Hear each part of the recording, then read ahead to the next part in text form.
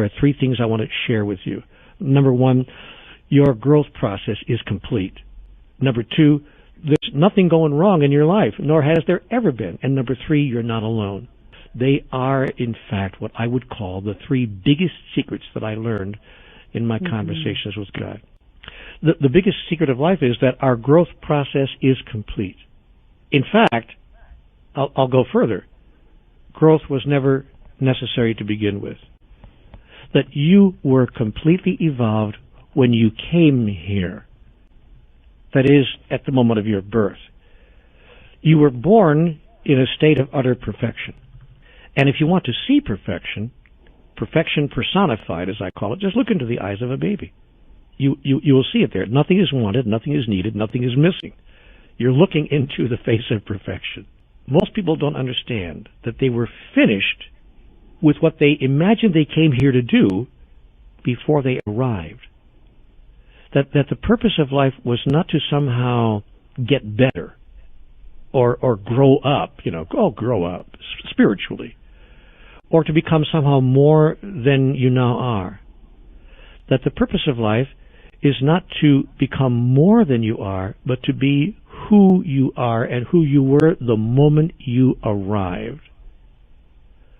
Now, the problem is if we think we are here to become somehow more than we were when we arrived, that the purpose of life is to evolve into something greater, the problem with that is we think that there's something we have to do or to be or to have, that we have to acquire something somehow or another, more wisdom, more understanding, more clarity, and for that matter that there are physical things we need to acquire as well in order to be the fullest expression of who we really are. But the process works exactly in reverse. In fact, there's nothing for us to be or to do or to have that we are required to be, do, or have in order to express who we really are. The process works precisely in reverse. We are not here to acquire anything, but to give everything. We are not here to acquire, but to give, to demonstrate. Life is about demonstration. It's not about evolution. So we've not come here to somehow get stuff, even to get more wisdom, more clarity, more understanding, none of that. We are here to give and to demonstrate the clarity, the understanding, the awareness, the consciousness that we came in here with. However, the culture teaches us exactly the opposite. The culture into which we were born here on this planet teaches us you know nothing, you got a lot to learn, you got a long way to go, buddy, blah, blah, blah. And furthermore, interestingly enough, some of the religious culture actually teaches us that what we need to learn, what we need to understand is ultimately ungraspable. That is, it's out of our reach. And what I understood then in this flash of insight that I received in my conversations with God is that you are perfect just the way you are right now. Or to put it in simple terms, which is difficult for some people to grasp or to embrace, you are divine. That is, you are my begotten child.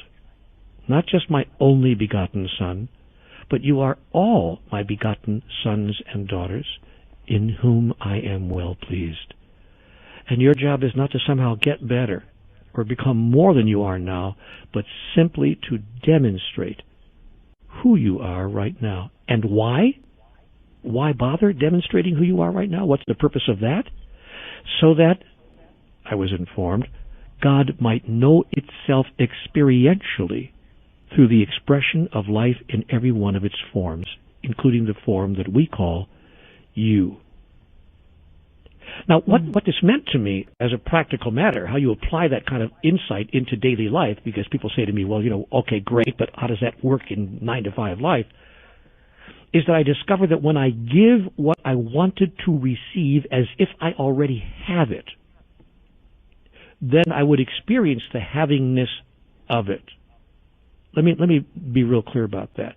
God put this to me, Claire, in conversations with God in 3 simple words. Be the source. Be the source became the guiding principle of my life. And whenever I found myself wanting anything, gee, I wish I had a little bit more money right now. Gosh, I wish I had a little bit better, smoother going in my relationship. Gosh, I wish my health was a little bit better. Or I wish I had more wisdom, more clarity, more understanding, more awareness. I wish I had more of something or another. Whenever I found myself wishing for more, I would sit down and think, I wonder if there's anybody else around me in my life, friend or stranger, who also wants more of that, who might even imagine themselves to have less of that than I do. Gee, I wonder how that might work. And I began to decide that I would be the source of what I wished to experience in my own life in the life of another. And so I went out and looked for people who imagined that they did not have enough money, and I gave them some of the money that I had, even though, as a practical matter, I was experiencing that I did not have enough money. I just decided to say to myself, what if I had enough? What if what I had right now, it was enough? And what if it was so much, in fact, that I could actually afford to give some of it away? And I began to give away what I thought I had not enough of. I did the same thing in other areas of my life. I wanted more patience, more understanding, more compassion, more partnership, really. And I found other people who wanted more of the same thing. It's not easy, by the way, I mean, it's not difficult, I should say. I'm trying to say it's not difficult to find people like that. It's easy to find them. They're all over the place.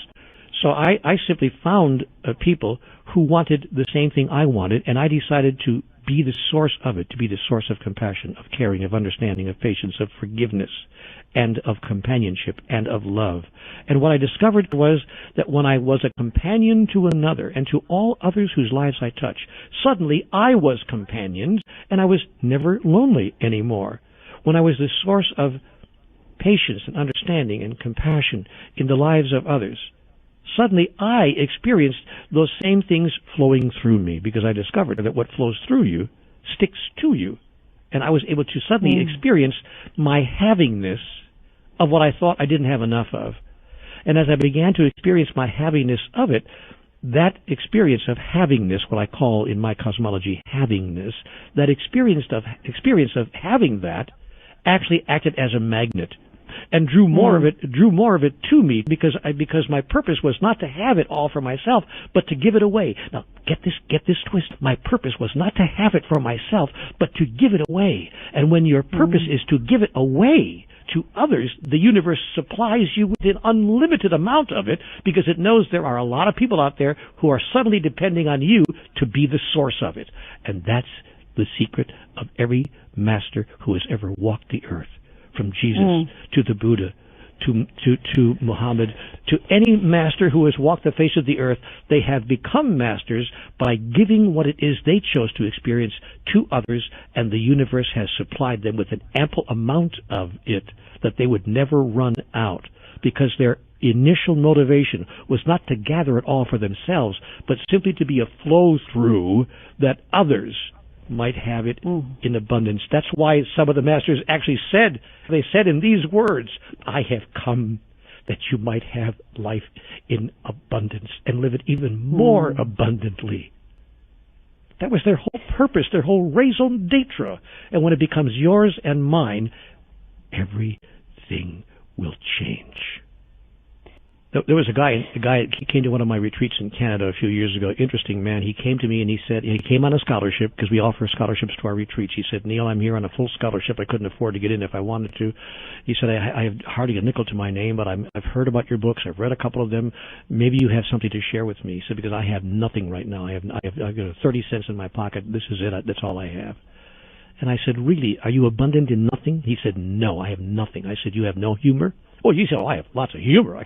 He said, I'm a pretty funny guy when you think about it. I said, great. Do you have any compassion, any understanding, any awareness, any kindness in you that you want to share with others? And I gave him a whole list of things that he said. He acknowledged that he had plenty of. I said, great. Your job in the next 4 days of this retreat is to share of that which you have in abundance with others, because there are others who do not have those things, and they don't think they could possibly acquire it anywhere.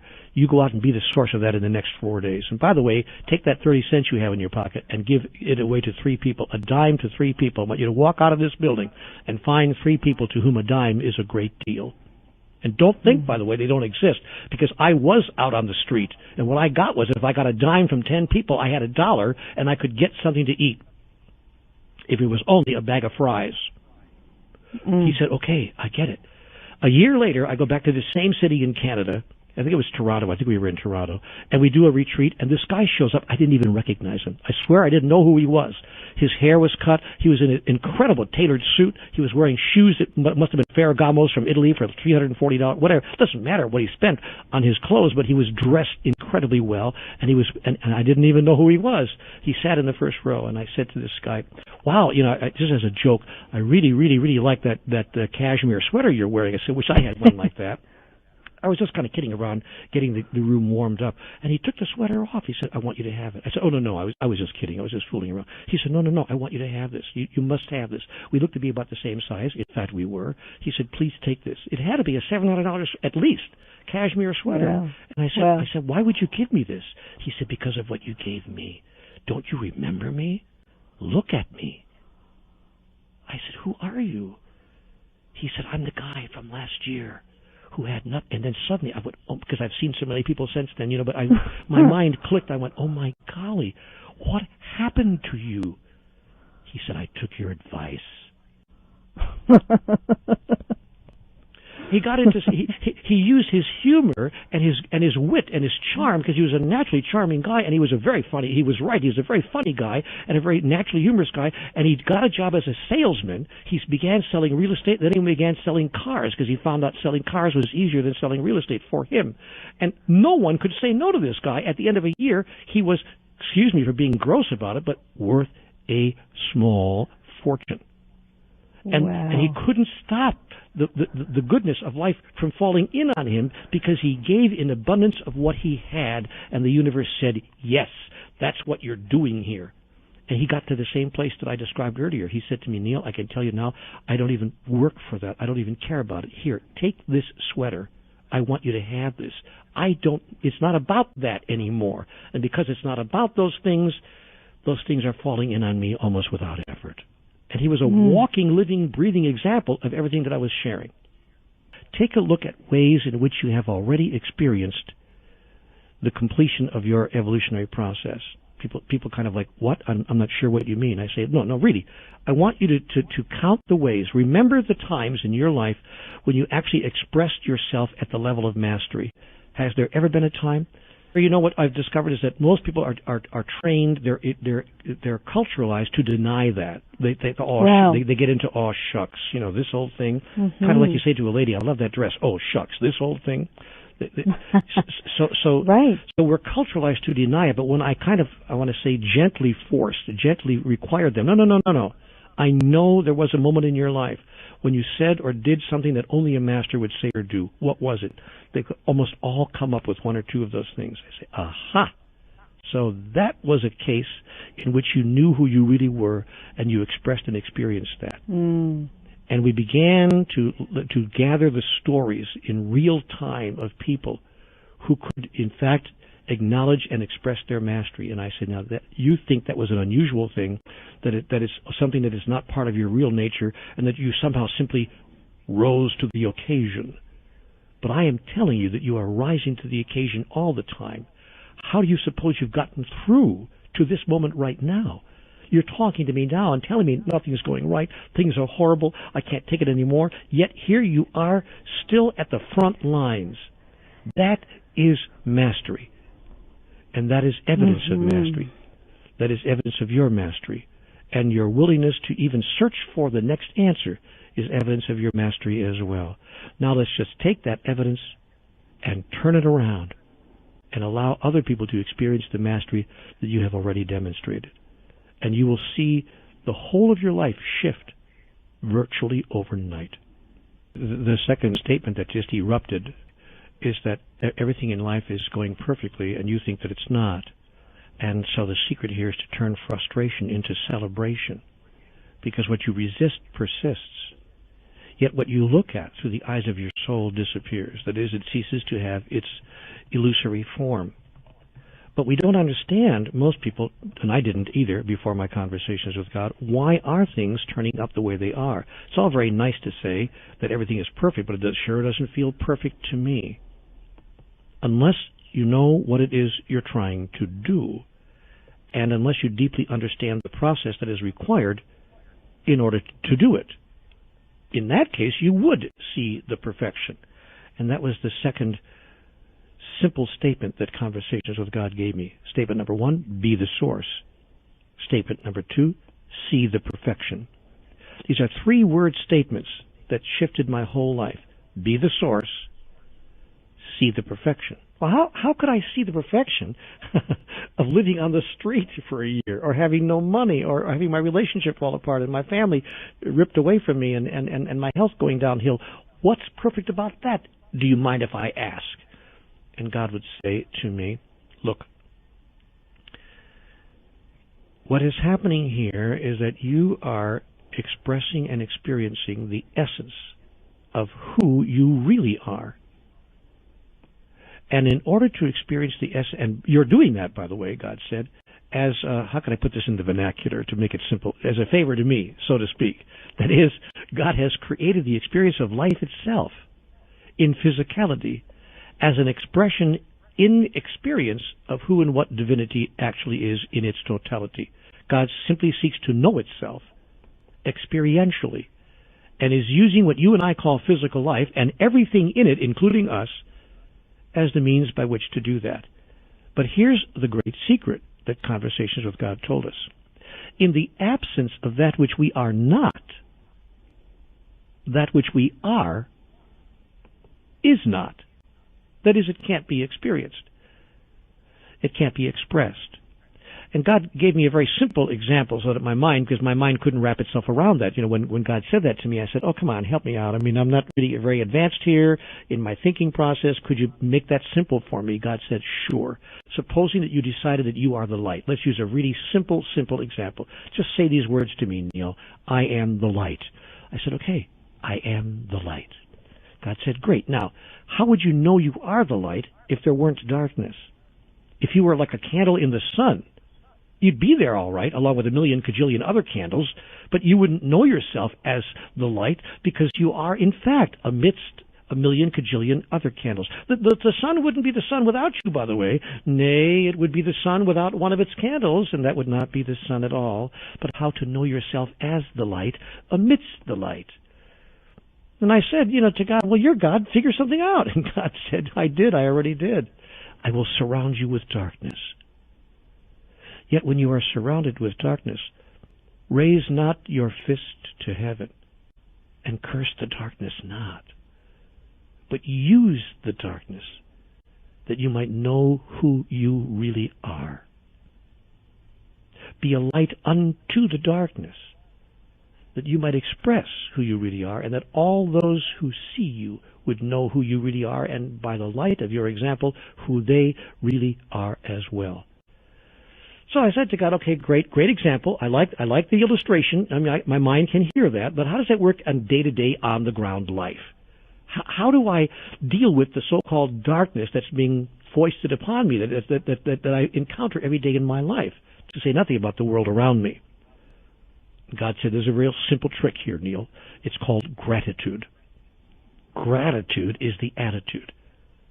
Your job is to be grateful for, that is, to be thankful for, every condition and circumstance of life, no matter how imperfect you imagine that it is, because in fact it is perfectly designed, perfectly created, and has been called forth by you and all those around you in a collaborative effort in a perfect way to present the perfect opportunity for you to perfectly express perfection itself in you, through you, as you.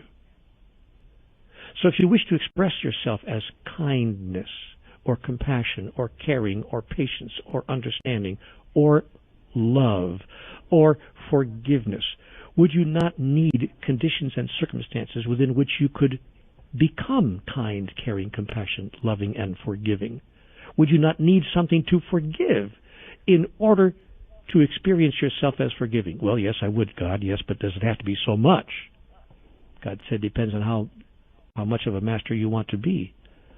The higher level of mastery you call forth, the higher will be its opposite number in the contextual field. But if you judge it, make it wrong, if you resist it, it will become virtually, in your imagination, insurmountable. Only by embracing and accepting it by actually blessing it, by actually, if you can imagine, being grateful for it, by saying, thank you, God, for this one more chance to announce and declare, to express and to fulfill, to become and to demonstrate who I really am. And that's why every great teacher, and one of my favorite teachers is Jesus, so I often use him a lot, but all the great teachers in their own language have all said the same thing. Bless, bless, bless those who persecute you, and be a light unto the darkness, and curse the darkness not. And if a man asks you for your shirt, give him your coat as well. If a man asks you to walk 1 mile with him, go with him twain. And when the world feels like it's falling in on you and crashing in on you, at that moment announce and declare, thank you, God. Thank you, God, for this one more chance to demonstrate who I really am. And by the way, such a mental attitude is transformational. You can then be in this world, but not of it. Standing amidst the ruins all around you, and people will look at you and say, what is it you have? What is it you know that I don't appear to have or know? And then you can say, come here with me. Let me show you.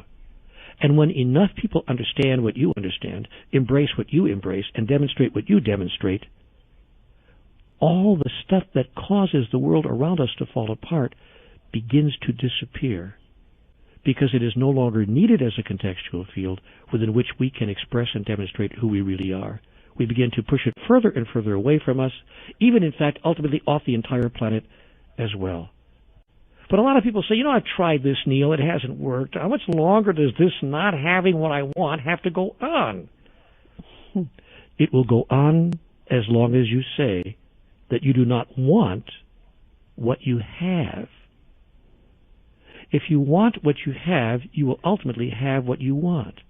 But if you say, I don't want what I have, then you are denying the very gift that makes it possible for you to have what you want. You are literally pushing away from you the circumstances, conditions, and situations that make it perfect for you to demonstrate and experience what it is you wish to have. Even if you had it, you wouldn't even know you had it. You wouldn't even know that it's part of your reality, because you are pushing away its opposite number. What you resist persists, and what you look at disappears. That is, it ceases to have its illusory form. Therefore, give that which you wish to receive, and share that which you think you have not enough of. And you will discover that part 2 of the process is absolutely true. Your life is perfect just the way it is right now. There's nothing going wrong. Everything has occurred exactly the way it needed to occur in order for you to express and experience who and what you are right here, right now. But as long as you make it wrong and say, Neale, you don't understand. Something terrible happened to me when I was 7. I'll never forget it, and you don't understand. To the degree that you make what's going on wrong, to that degree you'll make it very difficult to experience what life was designed for you to experience, who and what you really are. Let me use the example of the person perhaps who's in an abusive relationship. It could be an abusive marriage or an abusive relationship at work where the boss is just being unkind to you and verbally abusive every day, or in any other situation. It could be more serious or less serious than that. But a lot of us have been in those kinds of situations and circumstances, and regretfully, some people are really in a dangerous situation around that, where the person they're living with is actually physically abusive and could be endangering their health, or if not their very life. So let's talk about that just for a second. If you were to apply these principles, of course you would not sit there and say, bring it on, abuse me more, I'm just a doormat, walk all over me. No, of course you would not do that. But what you would do is you would discontinue imagining or thinking of what's occurring as somehow imperfect. You would in fact say to yourself, I see. This is occurring perfectly in my life right now, that I might announce and declare, express and fulfill, become and demonstrate who I really am.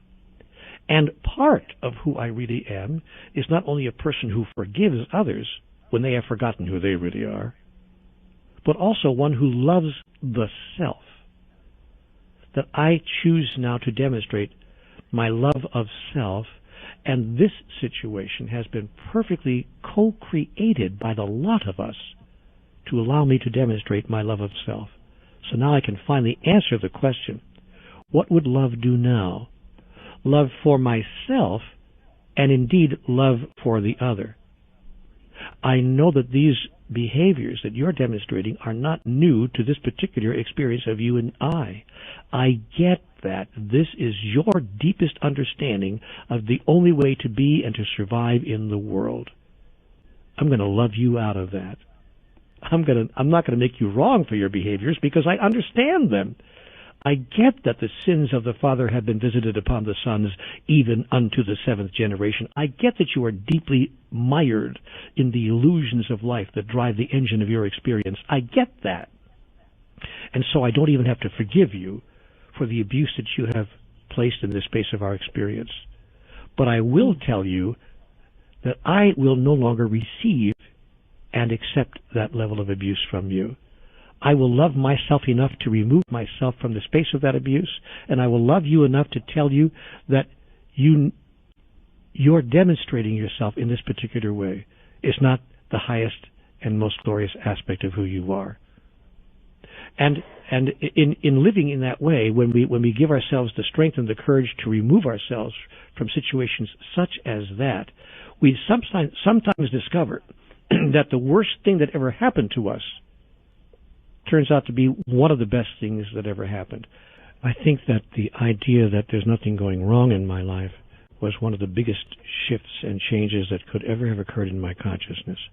I began to stop condemning the many things that looked like were going wrong in my life and to use them as tools in the creation and the recreation of who I really am. But you know what else it did? It removed from my consciousness resentment, anger, disappointment, frustration, and righteousness.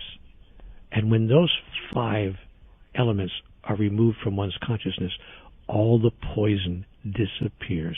We can even look at our so-called enemy, at the one who did it to us, with kindness and love and caring and compassion. And the third secret of life is that you are not alone. You are not alone in this process that we call life. And what I observe in people that I've worked with individually is that they think they are alone, and that's what makes it intolerable. Almost any experience in life can be embraced and tolerated, if you please, if we imagine that we are at least in a shared space with another and that we have someone that we can talk to about it and get help from, and that we're not alone around all of that. Loneliness is one of the biggest emotional loneliness, even, and I don't mean just physical loneliness, because you can be in a relationship and still be emotionally alone, as people have discovered. You can be in a house full of people and be emotionally alone. But emotional loneliness is the biggest single problem facing humanity today. By the way, that's why the most severe punishment that any system can impose upon you in any penal institution is solitary confinement. They're very clear that being alone is the worst thing that people could have happen to them, being forced to be alone. We know at a cellular level that our basic nature is that we are not alone. That is, that we are all one, and therefore that we are never alone in the sense of everything else is part of us. We know that at a cellular level. That's why the impulse of all of life is to move toward life itself. You can't pass a flower without picking it up and wanting to put your nose into it. When I see lilacs bloom in the spring, I've got to go over there like Ferdinand the Bull and put my nose right in the middle of the lilacs, and I stand there and I smell them. I move toward all of life in that way. The impulse of life is to merge with other life, to experience that merging, in fact, is not even necessary, to experience that you are already merged. But when you don't know that, then you have an emergency. That is, you face a critical spiritual problem, a critical spiritual passage in your life when you are not clear of your basic nature. But the basic nature of life is, and the basic impulse is to express our oneness, and the fact that we are not alone in the sense that everything else is in the same boat with us, that we're all together, if you please, that we are all one. Now, that's why when we have life experiences that run against that basic nature, we wonder what's going on. We say, why? I don't understand. I don't understand. Why is it like this? Why? And the feeling of aloneness or emotional loneliness is just about the worst feeling we can have, because it bumps up against and contradicts our very nature. Again, that which we know at a cellular level must be true. The antidote to that is twofold. One, to hold as truth that we are never alone. That God, well, first of all, that there is a God that exists. There is in fact a thing called God. Call it whatever you want, Yahweh, Jehovah, Allah, Brahman, by whatever name and whatever label it suits you to refer to that ineffable essence that is the divine, as I mentioned earlier. So we notice that God exists. God is. And secondly, we notice that there's no place that God is not. That God is not here and not there, up there but not down here, but that God is everywhere. We notice that God is everywhere all the time, and that God will show up in your life in surprising ways and in unlimited numbers of forms. That is, that there's no limit to the forms that divinity will take to demonstrate itself to you if you are unable to demonstrate God's self as you, in you.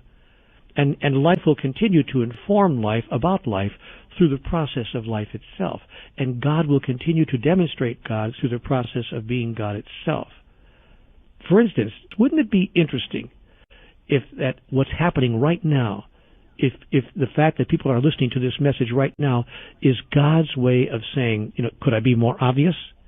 Could I be more direct with you? Who do you think set this up this way? And what are you doing sitting here listening to this right now? If this isn't divinity demonstrating itself to you vividly, allowing you to know that you are not alone, then what is?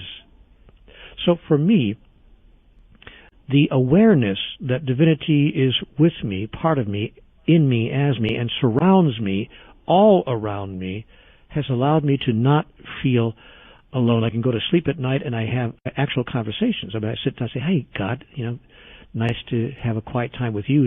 Glad you're here again. And God says to me, by the way, a wonderful statement in Conversations with God. You might recall this statement, I have sent you nothing but angels. This gets back to point number 2, when we want to make the other person the villain in our story. But not only the villain, but the heroes as well in our story are all aspects of divinity demonstrating itself to us. I have sent you nothing but angels has been an extraordinary insight and awareness that I have brought into my life. But the biggest insight and awareness is that God itself, in its highest and grandest form, is always with me and never apart from me, and that I can talk to and communicate and access and become aware of and receive assistance from that aspect of the overall ultimate reality at any time that I wish. Now here's what happens. If we are conscious of the fact that God is always with us, God's revealing of itself to us will become more obvious to us. That is, you'll start seeing God's messages everywhere. Honestly, you'll be driving down the road, it'll be on the billboard, on the sign on the highway, or the chance utterance of a friend on the street, or the lyrics of the next song you hear on the radio, and you'll slap your forehead with the palm of your hand and go, oh my goodness, there it is again. The fastest way to experience that you are not alone in your life and that God is present always in your life is to be the source of that experience in the life of another. Someone else is looking for God. Someone else is looking for companionship, for help, for understanding in their life right now.